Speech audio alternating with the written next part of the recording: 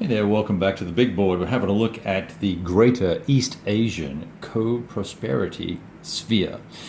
It's a Bonsai Games title designed by Yoshishi Nagaguro. It was designed in 2017. It's an MMP reprint that has been done exceptionally well. So this is a magazine game that pops up in, I think, Spec Ops 5 or 6, whatever the current one is from this summer. And it's an interesting little high-level strategic look at the Pacific Theater, and it's got some cool little ideas in it. And I am very early on, so obviously it's 1939. It's actually 1940. We're about to start the 1940 game turn here.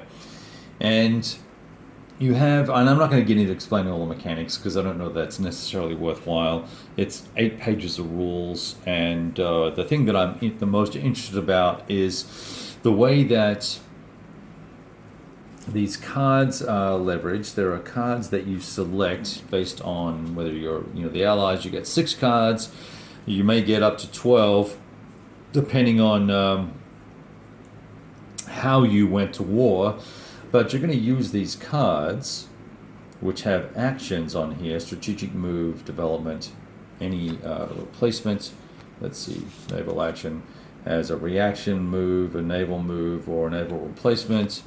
CBI theater is pretty generic, allows you to do US bombing or these pretty much open-ended UK or KMT actions.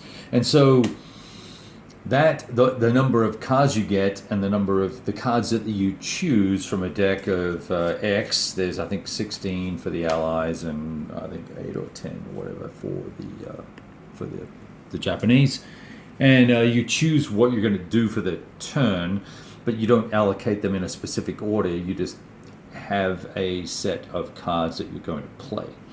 And it's an area point-to-point movement game, not one of my favorite ideas or mechanics, but it does so far it does a nice job of representing the high-level characteristics of units. So I was able to move. I took this air unit, moved it up to Port Arthur, conducted a bombing raid here, which dropped down the KMT units by 1 step, which made the attack that the Japanese did here a little easier, a little more effective, and that allowed us to take Chungking here. I then used a strat move, or whatever the case may be, to pop this back into this location. So that I have this Japan, this specific part of Japan, or this I guess area, if you want to call it that, here, this point here has great strategic value in terms of your ability to launch attacks into the Aleutian Islands, obviously against Midway just to my right here, or the Marinaras. And eventually, you can get down into Truk, etc. Now, see, here's the interesting thing. To get to Truk, you're going to have to declare war on the US, which means that you're going to probably want to do some sort of raid on them to facilitate the Pearl Harbor moment. But you have a fairly wide range of choices. You don't have to go down any given path here. So I find it fascinating. I'm moving around my Commonwealth forces down here. We've reinforced Rangoon with the thought that we might be able to, once we actually go to war with Japanese, potentially support through Kunming or Saigon, etc. And I'm trying to control Singapore for the time being, with the view that I can jump into Borneo and prevent the Japanese from capturing the oil there, which would give them another production point, i.e. another card. Combat is very straightforward. It's the number of steps, which is the stars or the circles on a unit. They can either have 2 or 1, as the case may be. You roll some dice. You've got to roll underneath the the number, the combat number, the combat value on the counter.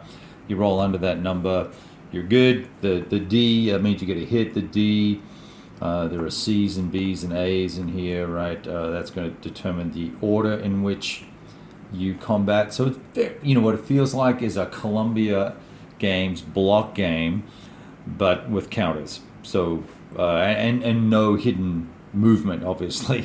So if you've played Columbia Games block game with number of pips and quality of unit from A through D or E or F or whatever the case may be, you'll know how to play this almost instantly. You'll check out how the actions work on these cards here, and once you know what those are, it's pretty straightforward. I'm playing this because I wanted to get a feel for the high-level sort of strategic view that I'd just been reading about in Neptune's Inferno, the Pacific Crucible, and a couple other books that escape my meager mind at the moment. And I wanted to just see if this game brought any of that to the table, and it potentially can. Obviously, we haven't played 1940 yet, so we don't really know. But obviously, I think the Japanese will probably declare war on the Americans this particular turn, and get after it. I want to see how carriers work. There's an interesting choice you can make with carriers. You can treat them as an air unit, and they will not take losses unless the air unit is destroyed in combat. It's a little more nuanced than that, but the net effect is you can keep the carriers out of the fray, but have them influence the combat.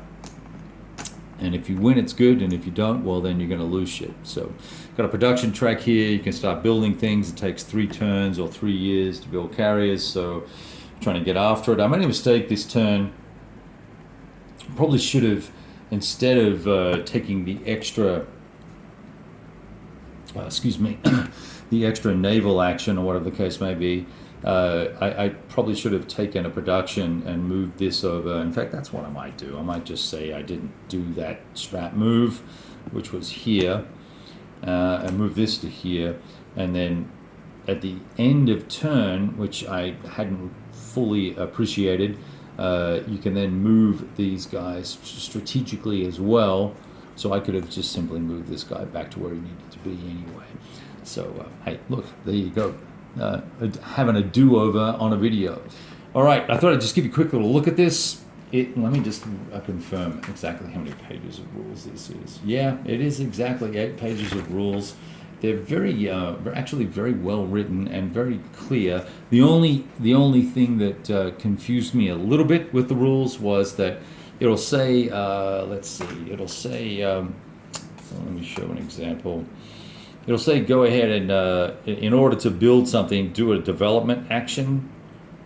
It doesn't say, it says play a development card. Well, really what it should say is play a production card and then use the development action. But I think in an effort to be brief with words, I'm sure there's a word count limit for the rule book in the magazine, you kind of have this, well, play development, right?